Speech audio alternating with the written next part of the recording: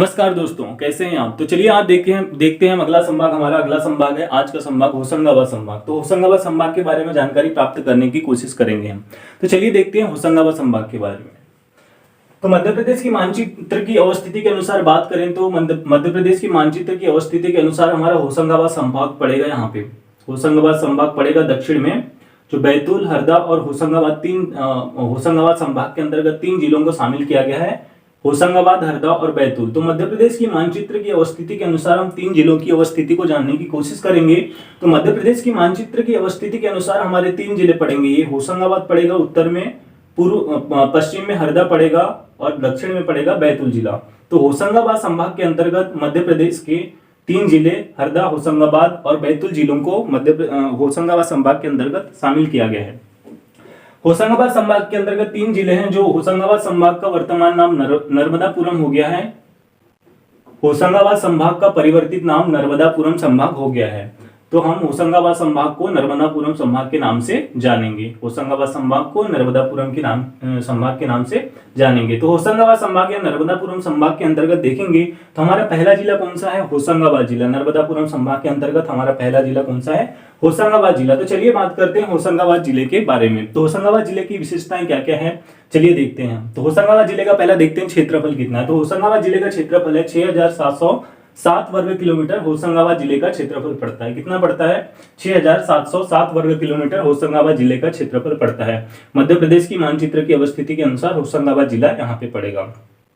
चलिए अब बात करते हैं आगे। स्टील संयंत्र डोलारिया जो है, स्टील संयंत्र कहाँ पे है? स्टील संयंत्र जो डोलारिया स्थान है, वहां पे स्टील संयंत्र स्थापित किया जाता है। तो ये प्रस्तावित है हमारा होशंगाबाद संभाग के अंतर्गत प्रस्तावित है। स्टील संयंत्र डोलारिया होशंगाबाद संभाग के अंतर्गत प्रस्तावित है।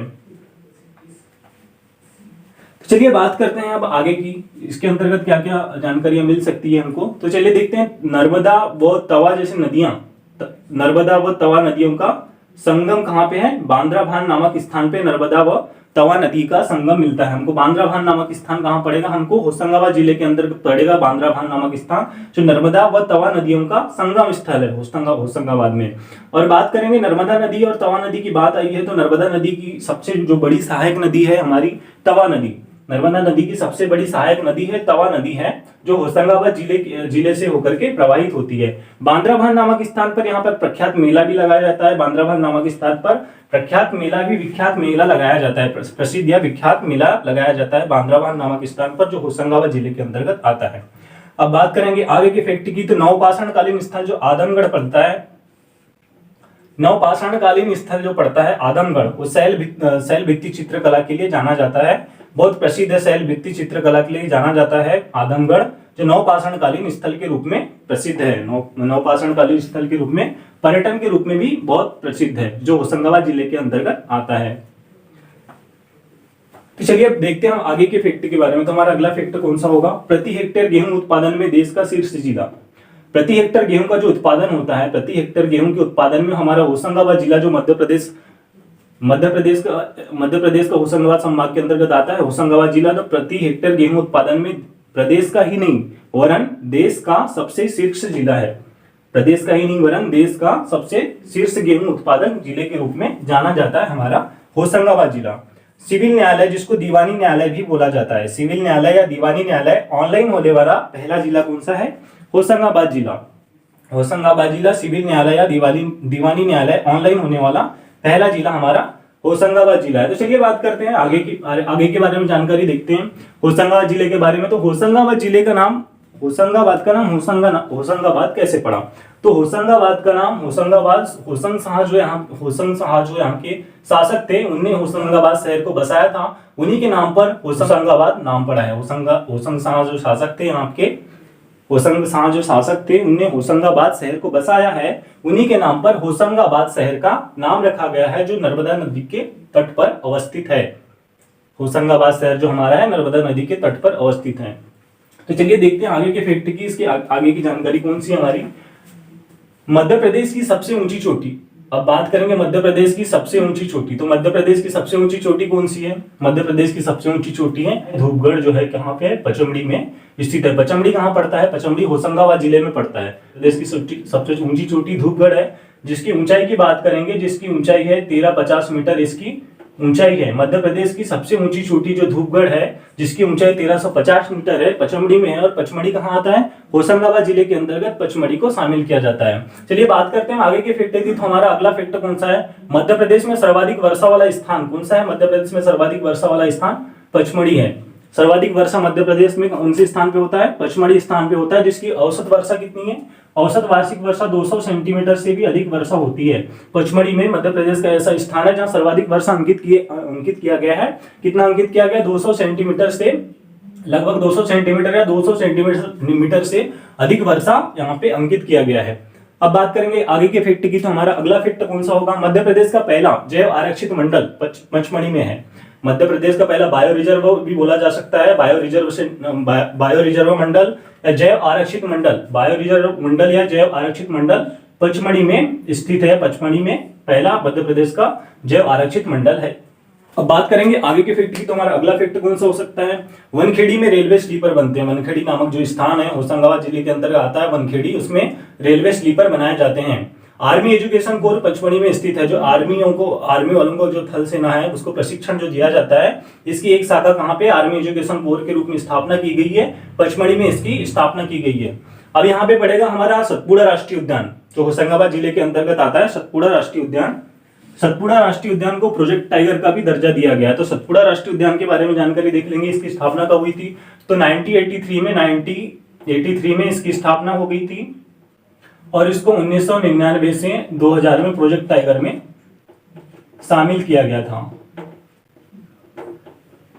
इसकी स्थापना हो गई थी 1983 में, इसकी स्थापना हुई थी और प्रोजेक्ट टाइगर में शामिल कब किया गया था? 1999 से 2000 में इसको प्रोजेक्ट टाइगर में इसको शामिल किया गया था। सतपुड़ा राष्ट्रीय उद्यान को मध्य प्रदेश का सबसे बड़ा जो रेलवे जंक्शन है हमारा, मध्य प्रदेश का सबसे बड़ा रेलवे जंक्शन जो इटारसी है, कहाँ पे स्थित है? इटारसी होशंगाबाद जिले के अंतर्गत आता है। इटारसी जो मध्य प्रदेश का सबसे बड़ा रेलवे जंक्शन है। अब बात करेंगे आगे के फैक्ट की। तो आगे के फैक्ट में देखते हैं कि जो हमारे प्रसिद्ध जो व्यक्ति हैं, भवानी प्रसाद मिश्र, माखनलाल चतुर्वेदी और जो हरिशंकर परसाई प्रमुख व्यक्ति हैं मध्य प्रदेश के, इनका जो जन्म स्थान भी कहाँ पे है? होशंगाबाद में इनका जन्म हुआ इनका होशंगाबाद में। तो इनकी जन्मस्थली भी होशंगाबाद जिला कहलाएगी। भवानी प्रसाद मिश्र, माखनलाल चतुर्वेदी, हरिशंकर परसाई जैसे 3 महत्वपूर्ण व्यक्ति हैं जो मध्य प्रदेश से संबंधित है। इनकी जन्मस्थली कहाँ पे है? होशंगाबाद में। सिक्योरिटी पेपर मिल होशंगाबाद में, सिक्योरिटी पेपर मिल होशंगाबाद में। मध्य प्रदेश का सबसे बड़ा कृषि फार्म की बात करें तो मध्य प्रदेश का सबसे बड़ा कृषि फार्म भी बाबई होशंगाबाद में है। जनसंख्या की दृष्टि से सबसे छोटा संभाग है। जनसंख्या की दृष्टि से सबसे छोटा संभाग हमारा कौन सा संभाग होगा? होशंगाबाद संभाग जो है जनसंख्या की दृष्टि से सबसे छोटा संभाग है। और क्षेत्रफल की दृष्टि से हमने छोटा संभाग कौन सा देखे थे? तो क्षेत्रफल की दृष्टि से हमने छोटा संभाग देखे थे शहडोल संभाग। शहडोल संभाग क्षेत्रफल की दृष्टि से सबसे छोटा संभाग था। और जनसंख्या की दृष्टि से बात करेंगे तो जनसंख्या की दृष्टि से हमारा सबसे छोटा संभाग कौन सा है? होशंगाबाद संभाग जनसंख्या की दृष्टि से सबसे छोटा संभाग है। अब बात करते हैं आगे के फैक्ट की। तो हमारा अगला फैक्ट कौन सा है? सबसे लंबा जो नदी पुल है तवा नदी पर है। सबसे लंबा जो नदी पुल है, लगभग 1.3 मीटर इसकी 1.3 किलोमीटर इसकी जो लंबाई है, जो कहाँ पे है? होशंगाबाद जिले के अंतर्गत आता है। मध्य प्रदेश का सबसे लंबा नदी पुल जो है, सड़क बोला जाए जिसको, जो तवा नदी पर है, जिसकी जो लंबाई की बात की जाए तो 1.3 किलोमीटर समथिंग इसकी लंबाई है। पर्यटन की बात करेंगे तो कौन कौन से पर्यटन स्थल जो होशंगाबाद जिले के अंतर्गत हमको देखने को मिल सकते हैं? तो होशंगाबाद जिले के अंतर्गत हम पर्यटन स्थल की बात करेंगे तो कौन कौन से पर्यटन स्थल आते हैं होशंगाबाद जिले के अंतर्गत? चलिए देखते हैं। पंचमढ़ी आ जाता है। पंचमढ़ी जैसे हमने बात की, पचमढ़ी जो मध्य प्रदेश की सबसे ऊंची चोटी है, धूपगढ़ जो पचमढ़ी में स्थित है। सतपुड़ा राष्ट्रीय उद्यान पड़ेगा, जैसा देखिए हमने सतपुड़ा राष्ट्रीय उद्यान। तवा जलाशय पड़ेगा, तवा डैम भी बोला जाता है। सनसेट पॉइंट है जो पचमढ़ी में स्थित है। पांडव गुफाएं हैं जो पचमढ़ी में स्थित है। तो इस प्रकार हमने होशंगाबाद संभाग के अंतर्गत हमारा कौन सा जिला देखे? होशंगाबाद जिला देखे। होशंगाबाद जिले के अंतर्गत विभिन्न जानकारियां हमने देखे। तो अब बात करेंगे अगला जिला कौन सा होगा? हरदा जिला। होशंगाबाद जिला देखिए, जिसको होशंगाबाद संभाग का परिवर्तित नाम क्या हो गया? नर्मदापुरम संभाग हो गया है। उसके अंतर्गत हमने होशंगाबाद जिला देखे। अब देखेंगे हरदा जिला, फिर बात करेंगे बैतूल जिले की। तो चलिए देखते हैं हम हरदा जिले के बारे में।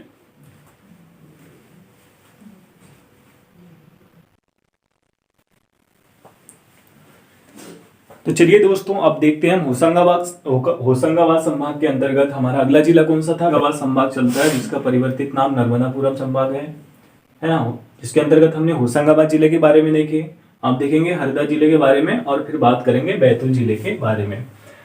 तो हम ये जानने की कोशिश करते हैं कि मध्य प्रदेश की मानचित्र की अवस्थिति के अंतर्गत हमारा हरदा जिला और बैतूल जिला कहाँ पड़ता है। तो चलिए देखते हैं कि मध्य प्रदेश की मानचित्र की अवस्थिति के अनुसार हमारा हरदा जिला कहाँ पे पड़ता है। ये रहा मध्य प्रदेश का मानचित्र, मध्य प्रदेश का मानचित्र रहा। मध्य प्रदेश के मानचित्र के अंतर्गत हमने उत्तर में देखे थे तो होशंगाबाद जिला हमारा उत्तर में था, और पश्चिम की बात करेंगे तो पश्चिम में था हमारा हरदा जिला। हरदा जिला पश्चिम में पड़ेगा, यहाँ देख रहे हैं, और दक्षिण में था हमारा बैतूल जिला। तो हरदा जिले की अवस्थिति देखी हमने यहाँ पे मध्य प्रदेश के मानचित्र के अंतर्गत हरदा जिले की अवस्थिति देखी।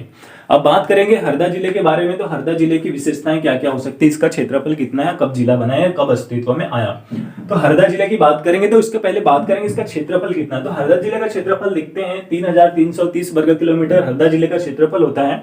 कितना होता है, 3330 किलोमीटर वर्ग किलोमीटर हरदा जिले का क्षेत्रफल है। हरदा जिले का क्षेत्रफल है, और जो हरदा जिला जो बना 1998 में, हरदा जिला जो बना होशंगाबाद जिले से पृथक होकर के हरदा जिला बना, तो उसके अंतर्गत कितने तहसीलों को मिला करके हरदा जिला बना था। तो हरदा जिलों 3 तहसीलों को मिला करके हरदा जिले को बनाया गया था 1998 में। तो 1998 में बनाया गया था। ये 3 तहसीलें कौन कौन सी है, हरदा, खिरकिया और टिमरनी।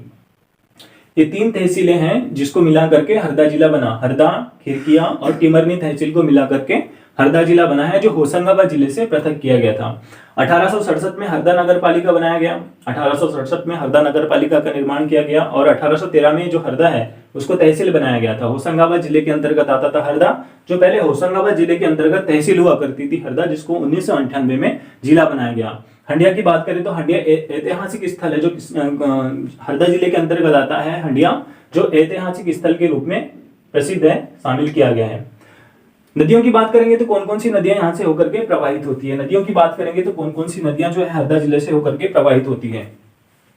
चलिए देखते हैं नदियों के अंतर्गत कौन कौन सी नदियां प्रवाहित होती है। मकड़ाई नदी प्रवाहित होती है, अजनाल नदी प्रवाहित होती है, माचक नदी प्रवाहित होती है, टिमरन नदी प्रवाहित होती है, नर्मदा एवं गंजाल जैसी नदियां यहाँ से प्रवाहित होती है।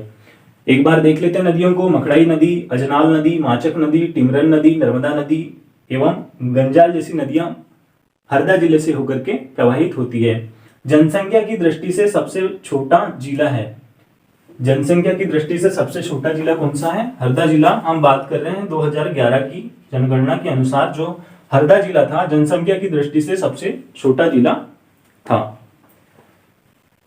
कान्हा बाबा का मेला सोडलपुर में लगता है। कान्हा बाबा का मेला सोडलपुर कहाँ आता है, हरदा जिले में आता है। सोडलपुर कान्हा बाबा का मेला बहुत प्रसिद्ध मेला है, सोडलपुर में लगता है कान्हा बाबा का मेला। बोरी वन्यजीव अभ्यारण्य जो है, बोरी घाटी अभ्यारण्य बोलते हैं, वो हरदा जिले में आता है। बोरी घाटी अभ्यारण्य हरदा जिले में आता है। जनजाति की बात करेंगे तो कौन कौन सी जनजाति यहाँ पाई जाती है।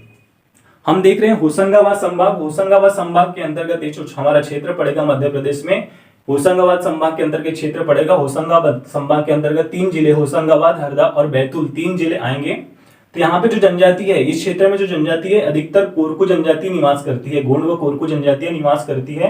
यहाँ पे एक जिले को शामिल कर दिए, छिंदवाड़ा जिले को। तो यहाँ पे 4 जिलों में कोरकू जनजातियां निवास करती है। 4 जनजाति जो कोरकू जनजाति बहुल क्षेत्र के अंतर्गत इन क्षेत्रों को शामिल किया गया है। तो यहाँ जनजाति की बात करेंगे, हरदा जिले की बात चल रही है, तो हरदा जिले में देखेंगे कौन सी जनजाति पाई जाती है।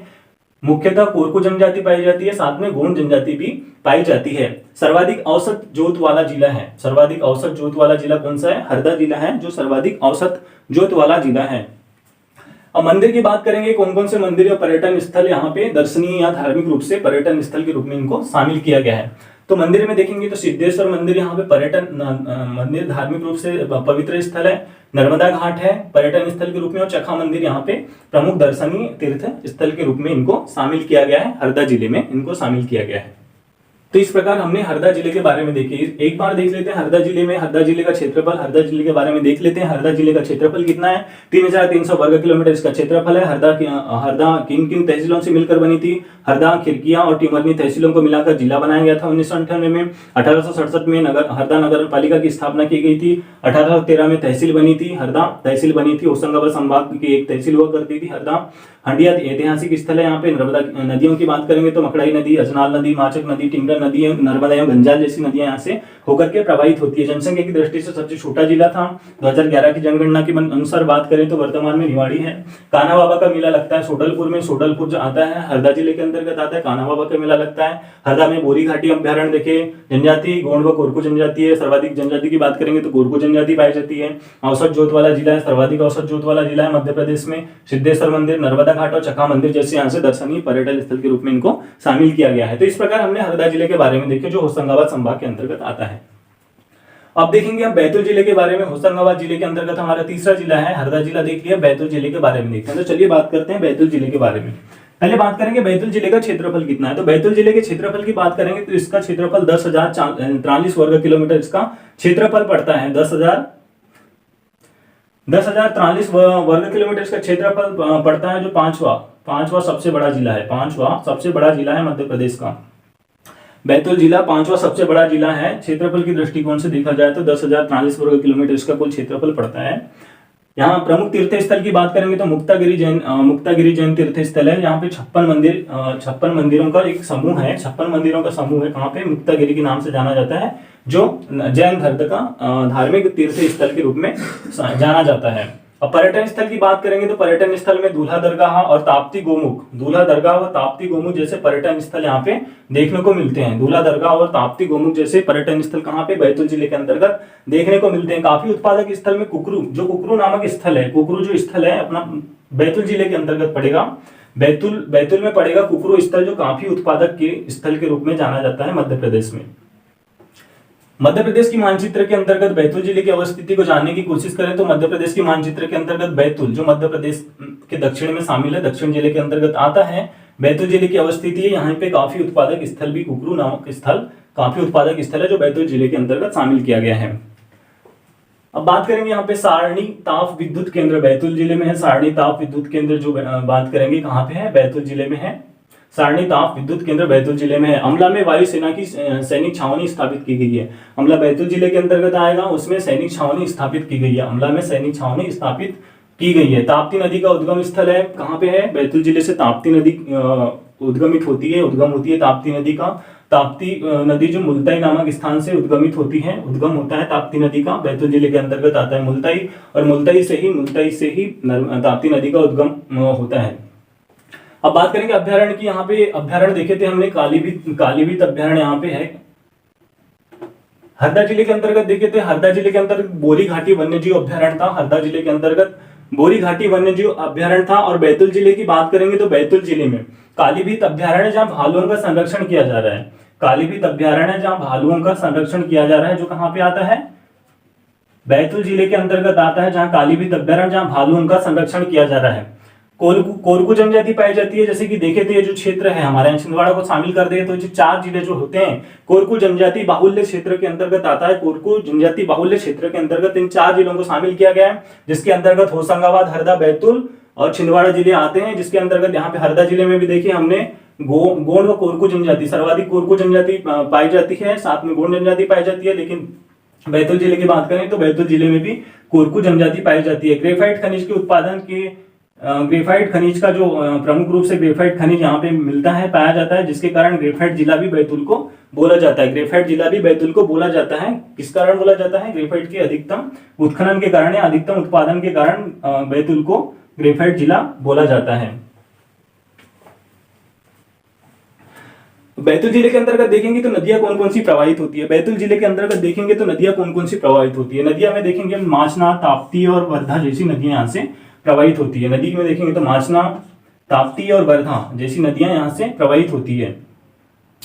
बैतूल जिले से ताप्ती, माचना और वर्धा जैसी नदियां यहाँ से प्रवाहित होती है। इस प्रकार हमने देखे हरदा जिला, बैतूल जिला। तो बैतूल जिले को एक दृष्टि में और देख लेते हैं कि इसका क्षेत्रफल कितना है, 10,440 वर्ग किलोमीटर क्षेत्रफल है। मुक्तागिरी जैन तीर्थ स्थल है जिसके अंतर्गत 56 मंदिर आते हैं। पर्यटन स्थल की बात करें तो दूल्हा दरगाह और ताप्ती गोमुख जैसे पर्यटन स्थल हैं। काफी उत्पादक स्थल के रूप में कुकरू जाना जाता है। कुकरू नामक स्थान पे काफी का उत्पादन किया जाता है। सारणी ताप विद्युत केंद्र बैतूल में इसकी स्थापना की गई थी। अमला में वायुसेना की सैनिक छावनी स्थापित की गई थी। ताप्ती नदी का उद्गम स्थल है कहाँ पे, बैतूल जिले में। बैतूल जिले के अंतर्गत आता है मुल्ताई में ताप्ती नदी का उद्गम स्थल है। कालीवीत अभ्यारण्य पाया जाता है जहाँ पे भालुओं का संरक्षण किया जा रहा है। कहाँ पे, कालीवीत अभ्यारण्य में, जो बैतूल जिले के अंतर्गत आता है। गोरकू जनजाति पाई जाती है, ग्रेफाइट जिला बोला जाता है। नदियों की बात करें तो माचना, ताप्ती और वर्धा जैसी नदियां यहाँ से होकर के प्रवाहित होती है। इस प्रकार हमने देखिए होशंगाबाद संभाग हमारा कंप्लीट हो गया है। होशंगाबाद संभाग के अंतर्गत देखिए हमने 3 जिले, होशंगाबाद, हरदा और बैतूल जिले, नर्मदापुरम संभाग या होशंगाबाद संभाग बोला जाता है, जिसके अंतर्गत तीन जिले देखिए होशंगाबाद, हरदा और बैतूल जिले के बारे में जानकारी प्राप्त कर लिए हैं। अगले संभाग के बारे में जानकारी प्राप्त करेंगे। तो मिलते हैं हम अगली क्लास में, तब तक बने रहिए हमारे साथ, देखते रहिए हमारा वीडियो। हमारे चैनल को लाइक करें, सब्सक्राइब करें और जो भी समस्या होती है, जो भी डाउट होता है, कमेंट बॉक्स में आकर बता दीजिए, उसका समाधान किया जाएगा। तब तक बने रहिए हमारे साथ। नमस्कार, धन्यवाद।